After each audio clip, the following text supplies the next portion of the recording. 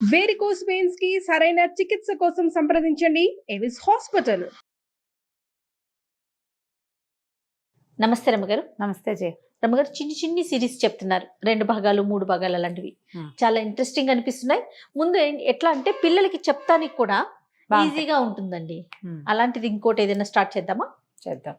సందమామదే ఇంచుమించు 1960s అనుకో.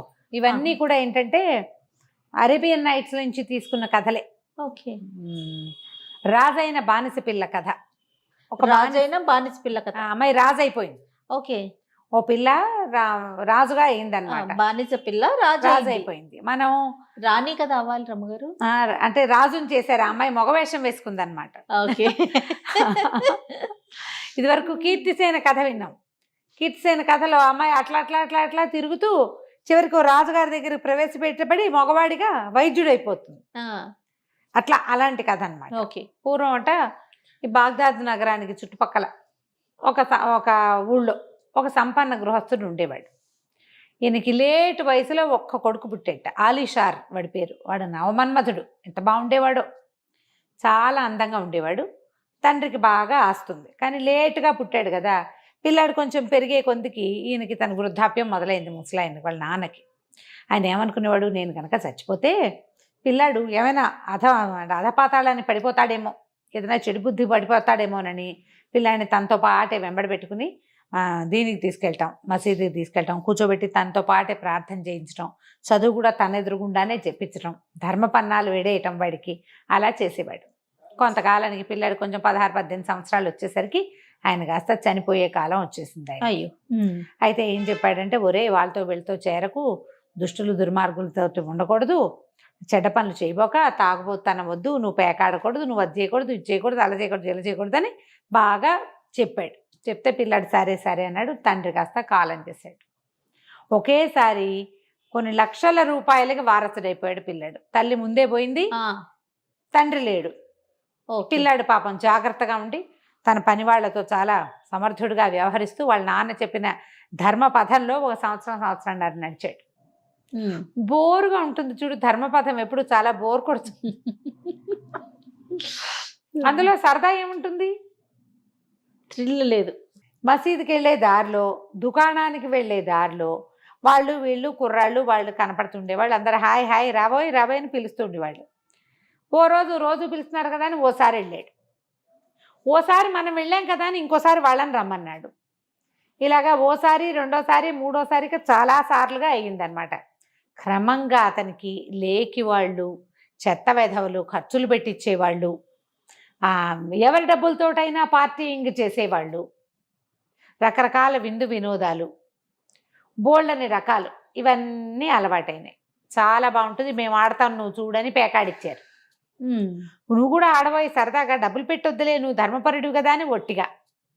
తర్వాత అందరికీ డబ్బులు వస్తుంటే నీకు రాకపోతే ఇలాగా ఓ 10 రూపాయలు పెట్టు అని 10లైనా 25లైనా 100లైనా 1000 కాస్త అయిపోయినాయి. ఓకే. ఇలాగే కదా మనం దుర్వ్యసనాల్లోకి వెళ్ళిపోతాం. సరే ఏమైంది, అట్ట డబ్బులన్నీ అయిపోయినాయి. మెల్లిగా దుకాణం జప్తుకొచ్చింది. అయ్యో. ఇల్లుంది, దుకాణం వ్యాపారం పైసలు అయిపోయింది, ఏమీ లేదు. ఆ స్నేహితులు కనబడితే మంచినీళ్ళు ఇచ్చేవారు, కానీ ఎవడు వాడి షర్బత్లు కూడా ఇచ్చేవాళ్ళు కాదు. అయిపోయినాయి వీడి దగ్గర డబ్బులు. పైగా ఈ జల్సాల్లో పడితే వ్యాపారం ఏం చేస్తారు, వ్యాపారాలు ఎలా నడుస్తాయి, దాని మీద కూర్చోవాలి పొద్దున్నుంచి రాత్రి వరకు. ఎప్పుడు కూర్చుంటేనే వీళ్ళు ఎవరికో పేరు వచ్చింది, వీళ్ళకి వచ్చేది, ఎవరికో డబ్బు వచ్చిందని ఏడవకూడదు. వాళ్ళు దాని మీద ఎంత కూర్చుంటున్నారో మనం చూడడం, వాళ్ళకి ఏదో ఉచితంగా వచ్చేసిందని ఏడుస్తారు. ఇప్పుడు వీడు పని చేయలే అసలు. ఈ పని చేయకపోవడంతో డబ్బు కాస్త పోయింది. అయితే ఏమైంది, ఒకనాడు దారిలో నడిచేస్తున్నాడు, ఎవరి దగ్గరైనా స్నేహితుడి దగ్గరికి అప్పు తెచ్చుకుందామని వెళ్ళాడు. ఎవ్వరూ ఇవ్వల, ₹1 లేదు. నడిచొస్తుంటే అక్కడ ఒక బానిస పిల్లని వేలం వేస్తున్నారు. అది ఆ దేశపు లక్షణం అన్నమాట. అమ్మాయిని వేలం వేస్తున్నారు. వేస్తుంటే అద్భుతమైంది. ఈయనకి రాని పని లేదు. మహాసౌందర్యవతి పిల్ల, ఎంత అందంగా ఉందో, దాని మేలు ముసుగు తీసి చూపిస్తే ఎంత బాగుందో, మహా బాగుంది. సరే రేటు పెంచండి అన్నారు. 100, 150, 250, 300, 400, 1000 రూపాయలకి బేరం కుదిరింది. వాడెవడో రషీద్ అని ఒక ముసలివాడు ఒప్పుకున్నాడు, నేను 1000 ఇస్తానని. అయితే ఈ అమ్మే ఆయన ఏమన్నాడంటే, అలా కాదండి, పిల్ల మంచి జాతైన పిల్ల, దీన్ని నేను కొన్నప్పుడే నీకు నచ్చిన వాడికే నేను అమ్ముతానని చెప్పాను, పిల్లకి నచ్చారో లేదో కనుక్కుందాం. మా పిల్లకి మీరు నచ్చలేదనుకోండి నేను మీకు అమ్మను. ఓ బాగుంది. నీకు నచ్చిన చోటే అమ్ముతానని అమ్మాయికి ప్రామిస్ చేశాను. దేవుడి మీద చేసిన ప్రమాణం తప్పని నేను. వ్యాపారం వ్యాపారమే, ప్రమాణం ప్రమాణమే అనేసరికి ఆ పిల్లని అడిగారు. అడిగితే పిల్ల నచ్చలేదు. మరి ముసలివాడితో వెళ్ళాలంటే అక్కడి నుంచి ఆయన ఏమన్నాడు, పోరి నీకు వీళ్ళలో నాకు నచ్చిన వాడు ఎవడో చెప్పు, వాడికే అమ్ముతాను నిన్ను అన్నాడు. అనేసరికి అది ఆ పిల్ల అట్లా ఇట్లా చూస్తోంది. దాని పేరు జమరుద్. అటు ఇటు చూస్తూ ఉంటే ఆ చూసిన వాళ్ళల్లో ఈ అబ్బాయి మన ఆలీషారు ఉన్నాడు కదా, వీడు డబ్బుల కోసం బయలుదేరాడు, ఎక్కడ ఏమీ లేవు, ఇంటికెళ్ళి చేసే ఉద్యోగం ఏముంది, రోడ్డు మీద నిలబడి ఈ వినోదం చూస్తున్నాడు అనమాట. చూస్తుంటే ఈ పిల్ల దృష్టి వాడి మీద పడింది. చక్కగా మంచి వయసులో ఉన్నాడు, 22-23 సంవత్సరాలు. మన్మధుడు, వాడి ముందే చెప్పుకున్నాక చాలా బాగున్నాడు. ఆయన కొంటానంటే ఆయనతో వెళ్తాను. అందరూ ఈ వీడి వైపు తిరిగారు. అలీషారు, అబ్బో ఈయన అలీషారు, ఈయనకి బోళ్ళు డబ్బులు ఉన్నాయన్నారు ఒకళ్ళిద్దరు. డబ్బులు లేవు గిబ్బులే వీడి దగ్గర ఏం లేవన్నారు ఇంకొంతమంది. మీరు బేరం పెట్టండి, ఆల్రెడీ 1000 రూపాయలకి పలికింది, 1000 ఇవ్వండి. ఆహా నా దగ్గర లేవన్నాడు. 900 ఇస్తావా అన్నాడు. 800 ఇస్తావా, 700 ఇస్తావా, 600 ఇస్తావా, 100 ఇస్తావా దాకా తీసుకొచ్చారు. డబ్బులు లేవు ఇతని దగ్గర. ఈ అమ్మాయి ఏం చేసింది, ఇలా కాదని ఆ గట్టు మీద నిలబడి ఉంది కదా, గబగబా దిగేసి వెళ్ళి దగ్గర నుంచి, నీకేమిటి నీ సమస్య, నన్ను కొనుక్కో, నన్ను నేనేం వేస్ట్ కాదు, నన్ను కనుక కొనుక్కున్నావంటే నీకు చక్కగా భారీగా ఉంటా, వండి పెడతా, అన్నీ చూస్తా, దాంతోపాటు నాకు బోల్డ్ రకాల పనులు వచ్చు, చక్కగా నీ వ్యాపారాన్ని నేను నిలబెడతాను, నా మాట విని నన్ను కొనుక్కోబా బాబాబు, వీళ్ళంతా ముసలివాళ్ళు అయిపోయారు, వీళ్ళ వెనకాల పడలేను నేను, నాకు వద్దని అనేసరికి అన్నాడు, అమ్మ నేను కొనుక్కోగలను, నువ్వు అమ్ముడు పోవాల్సిన గతి లేదు నీకు, శుభ్రమైన దానివి, అమ్ముకోగలి నీకు కొనగలిగే తాహతేమో నాకు లేదు, నా దగ్గర డబ్బులు లేవంటే. అలా కాదు, ఓ పని చెయ్యి, నువ్వేం చేస్తావంటే నా మేలు ముసుగు ఇట్లా ఓపెన్ చేస్తుంది కదా, ముసుగుని నా మొహం మీదకి లాగేసి నన్ను నడుం చుట్టూ చేసి దగ్గర లాక్కుని నుంచో, నువ్వు నా పక్కన నుంచుంటావు కదా, నేను 2వ చేత్తో డబ్బులు అందిస్తా, అందులో 1000 ఉన్నాయి, 900 ఇస్తానని చెప్పి 900 ఇచ్చేసి 100 మన జీవితానికి ఉపయోగపడుతుంది అని చెప్పేసరికల్లా సరే ఏం చేస్తాడు ఆ పిల్ల, వలచి వస్తున్న దాన్ని కాదని ఏమంటాడు. ఈ పిల్ల ఏంటంటే ఇది మామూలు పిల్ల కాదు, దీనికి చక్కటి సప్తవర్ణాలతోటి లేసులు అల్లడం వచ్చు, పరదాలు అల్లటం వచ్చు, కుట్టు సూదులతో అది చేయగలిగే పని ఎవరు చేయలేరు అసలు. చాలా పనిమంతురాలైన పిల్ల. అది అల్లిన లేస్ అసలు ప్రపంచంలో గుర్తింపబడేంత అద్భుతమైన చిత్రంలాగా తయారవుతుంది. అక్కడి నుంచి ఏం చేశాడు, ఆ అమ్మాయి అడుగుతోందని దాని మేలు ముసుగు లాగేసి పిల్లంట దగ్గరికి కావలించుకొని నుంచున్నాడు. నేను తీసుకుంటాను అన్నాడు. 2వ చేత్తో డబ్బులు మూట అందించేసింది. ఆ మూట తీసి 900కి కొంటాను నేనని చెప్పి, ఆయన ఏమన్నాడు, 500 వచ్చినా చాలనుకున్నాడు, 900 వస్తే బాగా వచ్చినట్టేనని అందులో నుంచి 100 లెక్క పెట్టి జేబులో పెట్టుకుని మిగిలిన డబ్బులు ఆయన చేతిలో పెట్టాడు. ఆ 100 జేబులో పెట్టుకుని ఈ అమ్మాయి చేయించుకుని తన ఇంటికి తీసుకెళ్ళాడు. వీళ్ళకి ఇల్లు బాకలి చక్కగా ఉన్నాయి, ఇల్లు ఉంది, డబ్బులు లేవు అంతే. సరే ఇంట్లోకి వెళ్ళంగానే ఏమంది, మనం తినడానికి ఏమైనా పట్టుకురా, నీ దగ్గర 100 ఉంది కదా అంటే, సరే ఏం చేశాడు, ఈ లోపల ఈ అమ్మాయి ఇల్లు అంతా చక్కగా దులిపేసి శుభ్రంగా తుడిచిపెట్టి, ఎవరు లేరు, దిక్కు దివాణం లేదు కదా, అంతా నీట్గా తయారు చేసి పెట్టింది. వాడు బయటికి వెళ్ళి వచ్చే లోపల అతను ఏం చేశాడు, స్వీట్లు అవి ఇవి, తిండికి రొట్టెలు, పానీయాలు ఈ కథల్లో కనపడతాయి జయ. నేను ఎప్పుడు ఇది చెప్దాం అనుకుంటా, ఇదేదో కొంత పాతకాలపు భావాలతో ఉన్నట్టుగా కనపడుతుందా, కానీ బజార్ నిండా సామాన్లే. ఎన్ని వండుకుంటారో వాళ్ళు, బజార్ నుంచి తెచ్చిన కథలు వ్యవహారం తెగ్గన పడుతుంది. బజార్లో అమ్మేది కొనేది కూడా, ఎంత కొనుబళ్ళు ఉన్నాయో ఎంత అమ్మకాలు ఉంటాయో ఆ కథల్లో. బోళ్ళని పట్టుకొస్తాడు, మిగడు రొట్టెలు అవి ఇవి పట్టుకొస్తాడు. ఇద్దరు కలిసి కూర్చొని తింటారు. తర్వాత పద మన ఇద్దరం పెళ్లి చేసుకుందామని ఒక హాజీని పిలిచి పెళ్లి చేసుకుంటారు. పెళ్లి చేసుకున్నాక ఏం చేస్తాడు, అమ్మాయి చెప్తుంది, ఇంకో 1000 నాణ్యాలు ఉన్నాయి నా దగ్గర, నేను దాచిపెట్టుకున్నా, ఆ డబ్బులు ఓ పని చెయ్యి, ఈ డబ్బులు ఇచ్చి నేను ఫలానా లిస్ట్ రాసిస్తా, లిస్ట్ అంతా పట్టుకురా అని చెప్పి బోల్డని అల్లిక సూదులు, దారాలు, తర్వాత ఒక పెద్ద పట్టి మంచం లాంటిది అల్లడానికి వీలుగా, లేసి అల్లేందుకు వీలుగా ఇలా మొత్తం లిస్ట్ రాసిచ్చింది. ఇదే మన తాలూకు పెట్టుబడి సామాగ్రి అని చెప్పి 7 రోజుల పాటు కూర్చుని ఒక పెద్ద పరదా లాంటిది అల్లింది. అదేంటంటే వాల్ హ్యాంగింగ్గా పెట్టుకోవచ్చు, లేదా మన హాల్లో నుంచి ఇంట్లోకి వెళ్ళేటప్పుడు మిగిలిన వాళ్ళకి కనపడకుండా మన కర్టెన్ లాంటిది వేసుకుంటాం కదా, దాన్ని ఏమంటారు, మన పార్టిషన్ కర్టెన్, అలాంటిది పెట్టుకోవచ్చు అనమాట. పెద్ద పెద్ద హాల్స్లో ఉపయోగపడేది. ఎంత బాగా చేసిందో, ఆ దారాలన్నీ వాడి దాన్ని చాలా అద్భుతంగా తయారు చేసింది. ఏం చెప్పిందంటే ఇది పట్టుకెళ్ళి బజార్లో అమ్మేసుకునిరా, 50 రూపాయలకి ఒక్క రూపాయి తక్కువకి అమ్మద్దు, రోడ్డును పోయేవాడు ఎవ్వడికి దీన్ని ఇవ్వద్దు, కేవలం గొప్ప షాపులోనే దీన్ని అమ్మాలి, మన పని పై మెట్టు మీద ఉండాలి, పలానా కొట్లో అన్న మాటే ఉండాలి, కానీ అమ్మకూడదు, వేరే వాళ్ళు ఎవరితోటి నువ్వు మాట్లాడద్దు అని చెప్పింది. బాగుందిగా, చాలా బాగుంది. సరే వెళ్ళాడు వీడు. వెళ్ళి ఒక షాపు 2-3 షాపుల్లోకి వెళ్ళాడు. మొదటి షాపు వాళ్ళే చూడలేదు, రెండో వాళ్ళు మూడో వాళ్ళు చూసి అబ్బో ఎంత బాగుందో, ప్రతిసారి మాకే తీసుకొచ్చి ఇవ్వని 50 రూపాయలు ఇచ్చేశారు, 50 దినారాలు. ఆ 50 పుచ్చుకుని ఇంటికి వచ్చాడు. ఈ అమ్మాయి మళ్ళీ కొన్ని సామాన్లు పట్టుకురా అని చెప్పి చక్కగా మళ్ళీ సామాన్లు, వీళ్ళ దగ్గర 1000 ఉన్నాయి, డబ్బులు దాచిపెట్టుకున్నారు, కొత్తగా ప్రతి నెలా వచ్చే 50 అందులో జమ అయ్యేలాగా మళ్ళీ అల్లింది. 3 సార్లు అల్లింది. 3 సార్లు 3 50లకు అమ్ముడిపోయినాయి. చక్కగా వంట చేసేస్తుంది, చక్కగా సంగీతం పాడుతుంది, అదేదో వీణ టింగ్ టింగ్ మనం వాయించేది ఒకటి ఉంది సాధన, అది వాయించేస్తుంది, వీడితో చక్కగా ఉంటుంది, ఏదో ఒకటి అల్లుతుంది. వీడి పనల్లా ఏమిటి, ఈ వస్తువు అమ్ముకు రావటం, మార్కెటింగ్ మాత్రమే. 3 కొట్లల్లోనే ఇస్తున్నాడు. తర్వాత ఒకసారి అల్లిన తర్వాత ఏం చేసింది, పదే పదే చెప్తుంది అమ్మాయి, కొట్టులోనే అమ్మాలి, నువ్వు బయట అమ్మకూడదని. ఈ పరదా పట్టుకుని వెళ్తుంటే దారిలో ఒక దళారీ కనిపించాడు. ఆ దళారీని మాట్లాడుకున్నారు ఇద్దరు. మాట్లాడుకుంటే మీ ఆవిడేదో ఏమిటి ఏమమ్ముతున్నావు, నీ వస్తువు ఏది చూపించంటే, కాదు నేను కొట్లో అమ్ముతానంటే, కొట్లో ఇచ్చేది నేనే ఇస్తానోయ్, నేనే ఇప్పిస్తాను, నువ్వంత ఆలోచించబాక, నీకు బ్రహ్మాండమైన వస్తువు నేను ఇప్పిస్తా కదా అని, డబ్బులు నేను ఇప్పిస్తాను, ఇంకో 10 రూపాయలు ఎక్స్ట్రానే ఇప్పిస్తానని వీడిని క్వశ్చన్ చేశాడు, బలవంతం చేశాడు. సరే ఎవరికో చూపించాలి, చూపించాడు. చూపిస్తే ఆ చూపించిన వాడు ముసలివాడు, వీడిని ఎక్కడో చూసా అనుకున్నాడు, కానీ ఆ ముసలివాడు ఎవడో వీడి గుర్తురాల. కానీ రోజు 50కి అమ్మేది 60కి అమ్మాడు. అమ్మేసి ఏదో ఇంటికి కావాల్సిన వస్తువులు, స్వీట్లు అవి 2-3 వస్తువులు పుచ్చుకుని మళ్ళీ ఇంటికి వస్తుంటే దళారి వాడు మొదట ఒకడు కనపడ్డాడు కదా, వాడు వీడి వెనకాల పడ్డాడు. వీడికి ఏంటంటే ఒక కించగా ఉంది, భార్య చెప్తుంది ప్రతిసారి బయట ఎవ్వరికీ అమ్మద్దు, రోడ్డు మీద అమ్మకూడదు, ఈ వస్తువు షాపులో అమ్మట్టు. పొరపాటు చేశానేమో అనిపిస్తోంది, 10 రూపాయలు ఎక్కువ వచ్చాయి కదా అనిపిస్తోంది, కానీ ఒక కించగా ఉంది వాడికి లోపల. ఆ అమ్మాయి చేసిన వస్తువు తను చెప్పినట్టు చెయ్యాలి, అనవసరంగా చేశానని అనిపిస్తుంది. ఈ దళారి వాడు వెనకాల పడ్డాడు. ఏమిటి నీకు మధ్యలో మూట చెప్పేసా కదా, ఒక 5 రూపాయలు ఎంతో దళారీకి ఇచ్చాడు, 60 రూపాయల్లో నీకు ఇచ్చేసా కదంటే, కాదండి చాలా దాహం వేస్తుంది, కాస్త మంచినీళ్ళు ఇప్పించచ్చు కదా అన్నాడు. అయితే ఇక్కడ చెరుకు రసం ఉంది ఇప్పిస్తానన్నాడు. కాదు కాదు మామూలు నీళ్ళే కావాలి నాకు, మంచినీళ్ళు ఇప్పించండి అన్నాడు.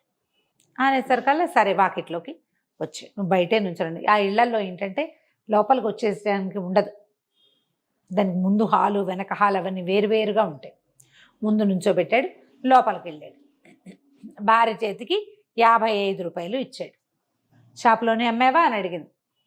అమ్మానన్నాడు. అని ఎవరు మనిషి వచ్చాడు అని అంటే దళారి వాళ్లే, మంచినీళ్ళు కావాలట, మంచినీళ్ళు ఇస్తానన్నాడు. సరే మంచినీళ్ళు ఇచ్చింది. ఆ చెంబు చేత్తో పుచ్చుకొని బయటకు వస్తే వాడు ఆ బయట ఉంచోవలసిన వాడు లోపలికి వచ్చేసాడు. ఏమిటి ఇంతదాకా వచ్చావు, ఇట్లా లోపల రాకూడదు, లోపల మా ఆడవాళ్ళు ఉన్నారని కసురుకున్నాడు.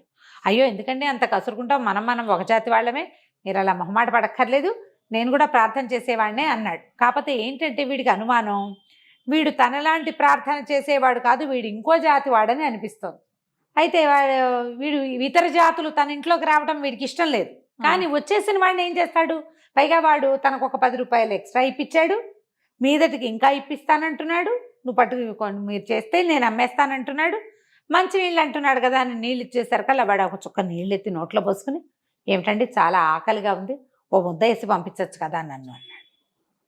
అనేసరికి ఏంటన్నాడు, అదే నువ్వు మంచినీళ్ళ నుంచి తిండిలోకి వచ్చావు, మా ఇంట్లో అవన్నీ కుదరమంటే, ఏముందండి మీకు ఇంత లాభం చేసి పెట్టాను, దుకాణాలకు మీరు ఎంత నడవాలి, మీ వాకిట్ల నుంచి 10 అడుగులు వేసేసరికి మీకు బేరం కుదిర్చేశాను, కాస్త ఏమైనా తిండి పిచ్చచ్చు కదా అంటే, అయితే సరే నువ్వు ఇక్కడే కూర్చో, లోపలికి వెళ్ళొద్దు అని చెప్పి ఆ బయట ఉన్న కొట్లో నుంచి కాస్త అవి ఇవి ఏవో తినడానికి పట్టుకొచ్చాడు, స్నాక్స్ లాంటివి.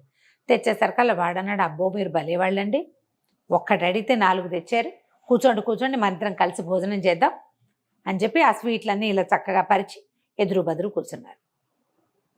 వీడు బయటికి వెళ్ళి వచ్చాడు కదా ఎండకి, నీళ్ళ చెంబెత్తి నోట్లో పోసుకోపోయాడు. వీడి మొహం ఎత్తి నీళ్లు పోసుకునే క్రమంలో వీడేం చేశాడు, ఎదురుకుండా ఉన్న ఆ దళారి వాడు జేబులోంచి ఏదో చిన్న ఇంత సీసా లాంటిది తీశాడు. దాన్నేమో వీడి ఎదురుగుండా ఉన్న ప్లేట్లో సమోసాలు రొట్టెలు అవి ఉన్నాయి కదా, దాని మీద చల్లేసాడు. చల్లేసరికల్లా అది నోట్లో పెట్టుకోగానే ఇతను స్పృహ తప్పి పడిపోయాడు ఆలీషార్. పడిపోయిన మరుక్షణం వాడు ఏం చేశాడో మనం వచ్చే భాగంలో తెలుసుకుందాం. ఓ తప్పకుండా రమ్మగారు. నమస్తే అంతే చెయ్యి. రమ్మగారు. రాజైన బానిస పిల్ల ఉమ్. ఈ స్టోరీలో ఉన్నాము. అతను మరి ఏదో కలిపి పెట్టేశాడు. ఆలీషార్ పడిపోయాడు. వెంటనే వీడు లేచి లోపలికి వెళ్ళిపోయాడు. ఇంట్లోకి వెళ్ళిపోయి ఆ పిల్ల లోపల జమరుద్ ఏదో పని చేసుకుంటుంటే దాన్ని పట్టేసుకున్నాడు. నోట్లో గుడ్డలుగా కుక్కేశాడు. అక్కడి నుంచి ఇల్లంతా వెతికి వీళ్ళ దగ్గర ఆ డబ్బులు ఈ డబ్బులు ఉన్నాయి కదా, మొత్తం డబ్బులన్నీ పుచ్చేసుకున్నాడు. ఆ అమ్మాయి దగ్గర ఉండాల్సినవి, అతను సంపాదించినవి మొత్తం ఉన్న డబ్బులన్నీ జవరేసి అక్కడి నుంచి ఈ పిల్లని ఈ బయట ఒక గాడిదని ఏదో నిలబెట్టారు. గాడి మీద వేసుకుని తీసుకెళ్ళిపోయాడు. ఈ ముసుగులేసి ఉండటంతో అది ఆడో మగో పిల్లో మేకో ఏమిటో తెలీదు, ఎవడు పెళ్ళామో ఎవడికి తెలీదు. అదో బాధ. తీసుకుపోయేసరికల్లా ఈ తీసుకెళ్ళి వింది ఎక్కడో దూరాన ఒక ఇంటికి తీసుకెళ్ళాడు. ఆ ఇల్లు ఎవరిది? ఈ అమ్మాయిని మొదట 1000 దినారాలకి కొనడానికి సిద్ధపడ్డాడు కదా ఒక ముసలివాడు, రషీద్ అని అతనిది. ఈ వీడు ఇది మధ్యలో ఉండటానికి వచ్చిన వాడు ఏమంటారు దాన్ని, మన బ్రోకర్ దళారి వాడు ఆ రషీద్కి తమ్ముడు. రషీదు ఆ పేరు పెట్టుకుని ఈ జాతి వాళ్ళతో కలిసి ఉన్నాడు, కానీ నిజానికి అతని మతం వీళ్ళది కాదు. ఇలా అందంగా ఉన్న ఆడపిల్లల్ని డబ్బులు పెట్టుకొని వాళ్ళని తమ మతంలోకి మార్చడం వాళ్ళ పద్ధతి. ఇక ఈ పిల్లని అడిగాడు, నేను 1000 రూపాయలు ఇస్తానంటే పనికిరాదని, రూపాయికి ఠికాణా లేని వాడి దగ్గరికి పోయావు, ఇప్పుడు ఏమైంది?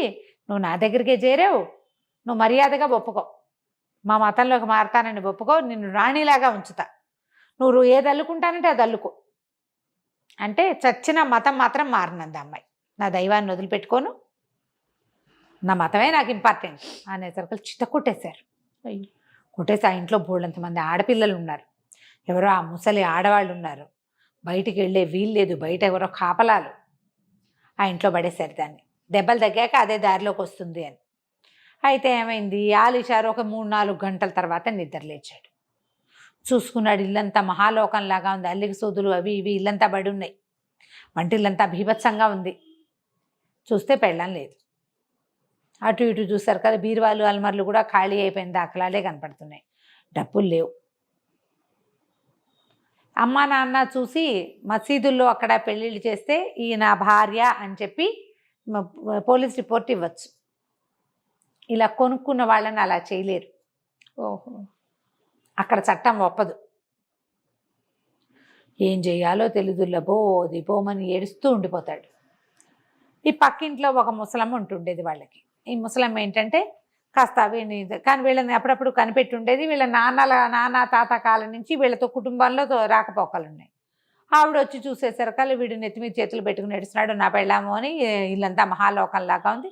ఆవిడ అన్ని పక్కలా సర్దింది. ఇదేమిట్రా నాయన అంటే, అయ్యో నేనేం చేయను, వాడు ఎవడో నాకు తెలీదు, దళారి వాడు ఇవాళే కనపడ్డాడు, సరే కొట్ల మీదకి వెళ్ళి వాకప్ చేసుకురా, ఎవడైనా ఫలానా వాడు దళారి వాడు ఎవరికైనా తెలిసేమంటే ఎవ్వరికీ తెలియదు. వాడు ప్లాన్డ్గా వీడిని పట్టుకున్నాడు అంతే. ఫలానా నువ్వు 100 మందిని చూసి వచ్చాడు, వాళ్ళు ఎవ్వరూ కాదు, ఇటా ఉంటాడు అంటే అట ఉన్నవాడు ఎవడు మాకు తెలియదు అంటారు. ఇంకేం చేస్తారు? అయితే ముసలం మంది ఒరే ఓ పని చేయను ఆయన, ఏవో నీ జేబులో, వాడి జేబులో కొన్ని డబ్బులు ఉన్నాయి, నీ జేబులో డబ్బులు కొన్ని ఉన్నాయి కదా, పాత డబ్బులు ఎక్కడో దాచిపెట్టుకున్నవి, పాత అంగీల్లో ఉన్నవి డబ్బులు తీగి ఆడవాళ్ళు పెట్టుకునే లోలాకులు అట్లాంటివి చిన్నవి తేలికలు తక్కువలో కొనుక్కొచ్చి ఓ బుట్టెడు చేసి నా చేతికి, ఈ పిల్ల ఎక్కడుందో వెతుకుదాం, ఎట్లాగో దాన్ని తీసుకెళ్ళి మొహాల్లో పెట్టరు, బానిస పిల్లని ఏ జనానాలోనో కలిపేసి ఉంటారు, ఎక్కడైనా చూద్దాము అని చెప్పేసరికి సరేనన్నాడు. ఆ ప్లాన్ ప్రకారం ఏమిటి, మన చుట్టుపక్కల ఇళ్లలో అయితే గ్యారంటీగా ఉండదు కదా, ఎవరింట్లోకైనా ఒక కొత్త పిల్ల కనుక వస్తే మిగిలిన ఇళ్లలో ఎలాగోలాగా తెలిసిపోతుంది. వారం గడిచినా 4 రోజులు గడిచిన 5 రోజులు ఏం తెలియటలా, వారం అవలా 4-5 రోజులైంది. కాబట్టి మనకు దూరంగా ఉన్న ఇళ్లలో ఎక్కడో పెట్టుంటారు. అవి కూడా ఇలా బానిసల్ని వాళ్ళని వీళ్ళని తెచ్చిపెట్టే కుటుంబాలు, కొన్ని పద్ధతులు కొన్ని చోట్లే ఉంటాయి, కొన్ని కుటుంబాల్లో అసలు ఉండవు. ఆ వీధుల్లోకి మనం వెళ్ళక్కర్లే. అప్పుడు అన్ని వీధులు అలా సెపరేట్గా ఉండేవి కదా. ఈవిడేం చేస్తుంది, బుట్టను నెత్తి మీద పెట్టుకుని ఇలా అవకాశాలు ఉన్న వైపుకి తిరగటం మొదలుపెట్టేసరికి సరే ఏం చేసింది, ఓ చోట వాళ్ళు ఎవరో బోళ్ళంతమంది 6-7 ఆడపిల్లలు ఉన్నారు, మగవాళ్ళ కాపలా ఎవరో బయట ఉన్నారు, కానీ వాళ్ళు ఏం పెద్దగా మాట్లాడే రకంగా లేరు. అందరూ బయటకు వచ్చి అవి ఇవి కొనుక్కుంటే ఎవరే మీరంతా ఏమిటి, ఎవరికి ఎందుకైనా కోడళ్ళ కూతుళ్ళ అని వాకప్ చేసింది. వాళ్ళు ఏమన్నారంటే, అబ్బే కాదు మేమంతా అమ్మకం వాళ్ళమే, మమ్మల్ని తీసుకొచ్చి ఇక్కడ పెట్టుకున్నారు. మాది ఇదివరకు అదేదో జాతి, ఇప్పుడు ఈ జాతిలోకి వచ్చాం అనేసరికి నీకు అనుమానం వచ్చింది. సరే ఏమంది, మన చాలా దాహంగా ఉంది, ఆకలిస్తుంది, కాస్త లోపల నీడ పట్టను కాసేపు విశ్రమించి వెళ్తానంటే సరే లోపలికి రావా అని లోపల తీసుకుపోయారు. ఆడాళ్ళని తీసుకెళ్ళడానికి ఏం భయం. అదే కదా. అయితే ఈ లోపలికి వెళ్తే ఈ జనాన దట కర్టెన్ కదులుతుంటే అక్కడ నేల మీద ఒక చాప వేసుకుని చాప మీద పడి దెబ్బలు తగిలి పడి ఉన్న ఒక ఆడపిల్ల కనపడింది ఆవిడకి. అయితే ఏమంటే అందరు హుషారుగా తిరుగుతున్నారు, ఈ దేవత ఇలాగా తెగులు తగిన కోడిలాగా పడిందంటే ఇక దానికి తెగులే తగిలిందిలే, దెబ్బలు తగిలితే కానీ మనిషి కాదు, దెబ్బలు తగిలితే కానీ దయ్యం వదలదు, ఇట్లా ఏదో మాట్లాడారు. దగ్గరికి వెళ్ళి చూసేసరికల్లా ఇది కనపడి జమరుద్దే అది. అయ్యోయ్యో ఇంకేముంది, దీన్ని వీళ్ళు తెచ్చేశారు, చిత కొట్టేశారు, కొట్టారు, దెబ్బలు పడ్డాయి కదా. అక్కడి నుంచి ఏం చేసింది, మర్నాడు 3వ రోజు కూడా అక్కడికే తిరిగింది. 3వ రోజుకి ఆ పిల్ల కొంచెం లేచి కూర్చుంటుంది. అప్పటికి వారం అయిందనమాట. అయితే ఏమంది, కాకపోతే ఈ లోపలికి వచ్చింది బుట్టతో వచ్చిందని గుర్తుపట్టేసింది. గుర్తుపడితే ఇవిడ నిదానికి సై చేసి మాట్లాడబోక అని చెప్పి, సేవి నీ మొగుడు చాలా బెంగపెట్టుకుని ఏడు చచ్చిపోతున్నాడు, వాడి కోసం నేను వెతకడానికి తిరుగుతున్న వారం నుంచి నువ్వు దొరికావు, ఓ పంచి రాత్రికి ఇది ఇక్కడ దీని దగ్గర నుంచో కిటికీ దగ్గర, వాడు ఈల వేస్తాడు, ఈల వినగానే బయటకు వచ్చి గుర్రం ఎక్కేసి గుర్రం పుచ్చుకొని వస్తాడు, గుర్రం ఎక్కేసేయి నీ మొగుడు నిన్ను ఇంటికి తీసుకొచ్చేస్తాడు, వేరే చోటుకి ఎక్కడికైనా పోదురు కానీ అని చెప్పి. బాగానే ఉందిగా. సరే ఏమైంది పిల్ల, సరే ఆ పూట కాస్త శుభ్రంగా తిని కాస్త వాళ్ళతో వీళ్ళతో మాట్లాడి కొంచెం ఓపిక తెచ్చుకుంది. గుర్రం మీద ప్రయాణం చేయొద్దు, ఆ కిటికీ దగ్గరే ఉంది నిద్రపోకుండా. సరే ఈవిడేం చేసింది, అప్పటికి 2-3 రోజుల ముందు ఆవిడేదో తిండి పెట్టింది, కానీ 2 డేస్ నుంచి దిగులతోటి వాడి నిద్రపోవటంలా అసలు ఎలా పెళ్ళాన్ని తెచ్చుకోవాలరా అని. అయితే ఈవిడేం చెప్పింది, నువ్వు గుర్రం వేసుకుని వెళ్ళిపో, మరి ఫలానా ఇంటి వాకిట్లో ఏలయ్యి మరి అమ్మాయి బయటకు వస్తుంది, దాన్ని గుర్రం ఎక్కించుకుని తీసుకొచ్చేసేయరా అంది. వీడు ఆత్రానికి కొంచెం చీకటి పడంగానే గుర్రానికి పోసుకుని బయలుదేరాడు. ఆ ఇంటికి కొంచెం ఐమూలగా ఉన్న ఒక ఇంటి వాకిట్లో కూర్చుని ఉన్నాడు. పెళ్ళాన్ని దొరికేస్తుంది, ఇక భయం లేదు, విజిలేస్తే వచ్చేస్తుంది అంతే కదా. ఆ సంతోషంతో స్తంభానికి తలకాయ ఆనించాడు. 2 రాత్రులు నిద్ర లేదు, అంతకుముందు 5 రాత్రులు సరిగ్గా అంతంత మాత్రంగా ఉన్నాడు, తిని తినక. ఈ 2 రోజుల నుంచి కొంచెం తిన్నాడు కానీ నిద్రపోవట్లేదు. చల్లగాలికి స్థిమితపడిన మనసుకి వాడికి నిద్ర వచ్చేసింది, శుభ్రంగా నిద్రపోయాడు. ఇంతలో ఏమైంది, ఆ ఊరికి కొంచెం దూరంలో ఒక అడవిలో కొన్ని గుహలు లాంటివి ఉండేవి, చాలామంది దొంగలు ఉంటారని ప్రతీతి. అందులో 40 మంది దొంగలున్న ఒక గ్రూప్ ఉంది. ఆ దొంగల్లో ఒకడు జవాన్ అని, వాడు ఏ ఊళ్ళో అంటే ఏ వీధిలో దొంగతనం చేయొచ్చో రెక్కి నిర్వహించడానికి వచ్చాడు. వాడు మంచి బ్రహ్మాండమైన గుర్రం వేసుకొచ్చాడు. మరి దొంగలు పారిపోవడానికి గుర్రాలే కదా వేసుకొస్తారు. వాడేం చేశాడు, ఈ సందు గుండా వెళ్తూ ఇక్కడ ఇది బాగానే ఉంది అని తన అవతల సందులో ఉన్న వాళ్ళకి తెలియటం కోసం విజిలేసాడు. ఈ పిచ్చమ్మాయి జమరుదేవ్ అనుకుంది, గుర్రం మీద మనిషి కనపడుతున్నాడు, మనవాడు సన్నగా పొడుగ్గా బాగానే ఉంటాడు, వీడెవడో పొడుగ్గా ఉన్నాడు. రాత్రి వేళ ఏం కనపడుతుంది, ఆముదం దీపాలు ఉంటాయి ఆ రోడ్ల మీద. ఈలేసాడు, అదే కదా మన గుర్తు. చల్లగా కిటికీ పక్క నుంచి మెట్లు దిగి టకటకా వచ్చేసి గుర్రం ఎక్కేసి, గుర్రం ఎక్కడానికి ట్రై చేస్తుంటే వీడేమనుకున్నాడు, ఇది ఎవరితో ఆడది తన వెంట పడుతుంది అనుకుని ఎక్కించేసుకున్నాడు. ఎక్కించుకుని వెనకాల ఎక్కిన తర్వాత అడిగింది, మనం ఎక్కడికి వెళ్తున్నాము అంటే, అక్కడికే వెళ్తున్నానులే, మనం వెళ్ళాల్సిన చోటుకు అన్నాడు. ముసలిదానికి ఏమైనా ఇచ్చావా, నువ్వేమైనా తిన్నావా అని 4-5 కుశల ప్రశ్నలు వేస్తోంది. ఎలా ఉన్నావు, వాడెవడో తెలుసా, రషీదే నన్ను కొంతానన్నవాడు అని ఇలా చెప్తుంటే వాడు అనేసరికి ఇదేంటి వీడు ఒక రకంగా ఉంది, వీడి గొంతని చేయి ముందుకు పెట్టి మొహం తడివేసరికల్లా వాడికి ఆలిషార్కేమో మీసాలు గడ్డాలు లేవు, నున్నటి మొహం వాడిది. ఇది పెద్ద బవిరిగడ్డం ఉన్న ఆజాను బాహు వీడెవడం.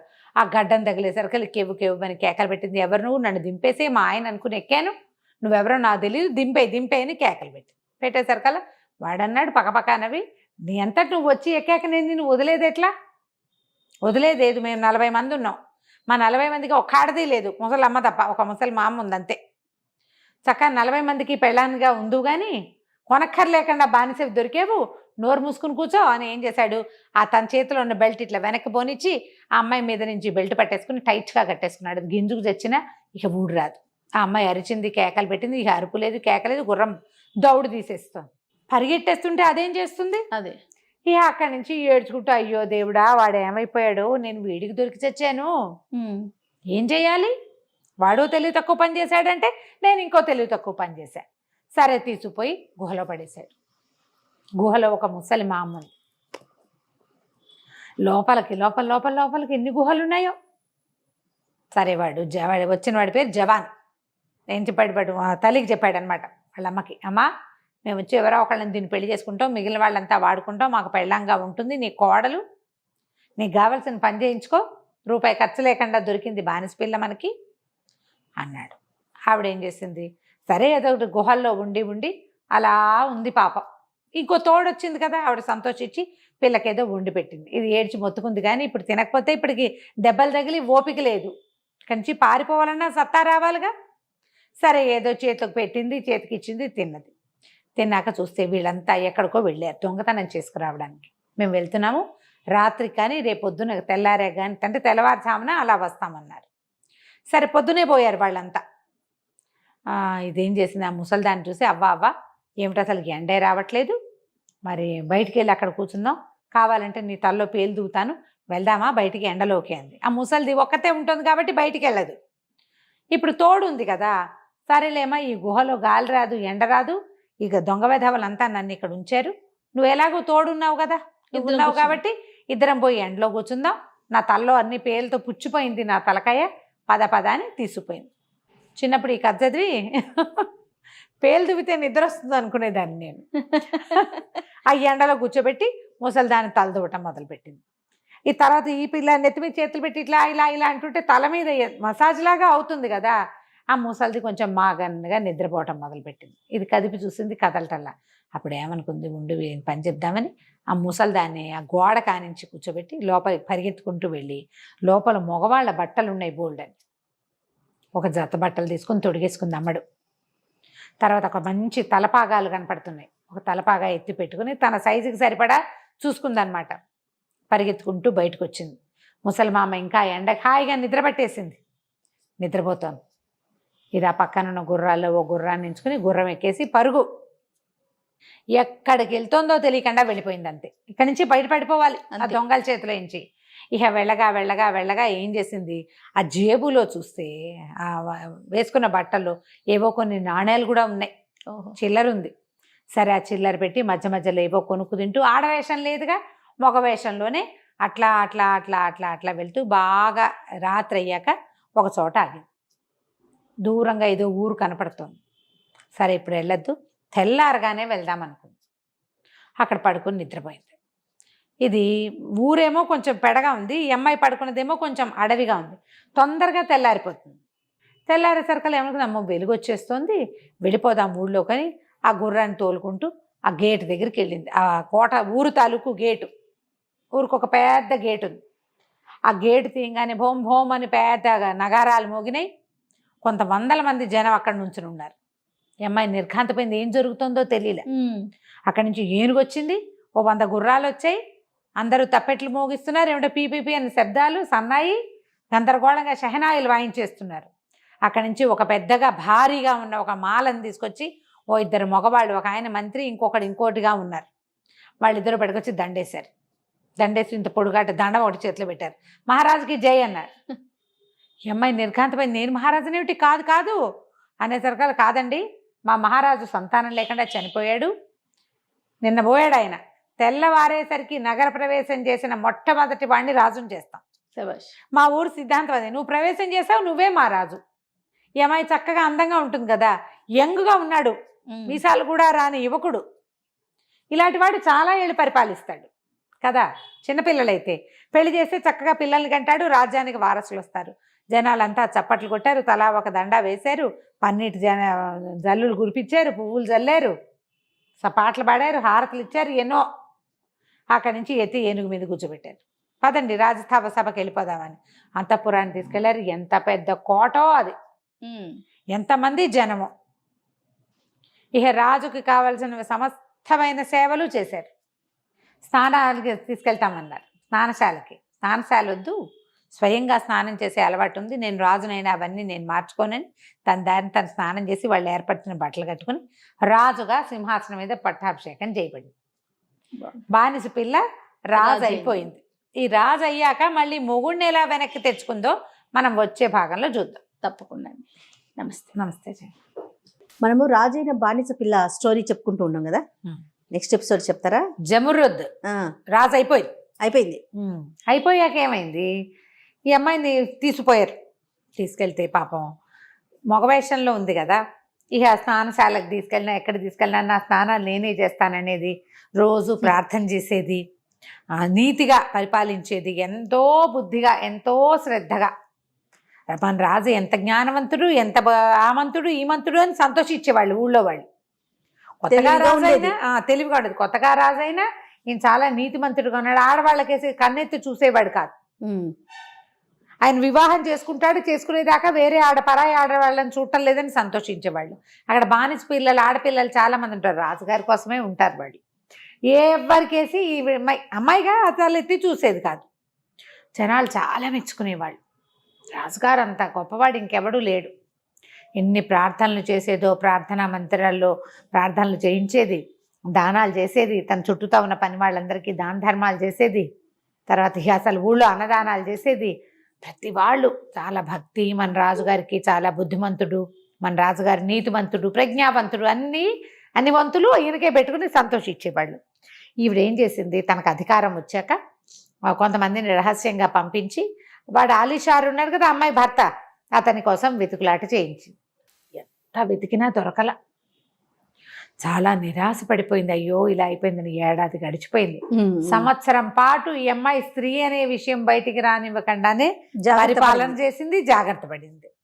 సరే, తర్వాత ఏమనుకుంది, ఓ పని చేద్దాం, ఒక పెద్ద విశాలమైన ఖాళీ స్థలంలో పెద్ద మండపాన్ని నిర్మింపజేసింది. చాలా పెద్దది. అదొక పెద్ద భోజనశాలగా చేయించింది. ప్రతి నెల మొదటి తేదీన ఊళ్ళో ఉన్న పురుషులందరూ అక్కడికి వచ్చి భోజనం చేయాలి. లేకపోయిన వాడికి ఉరిశిక్షే.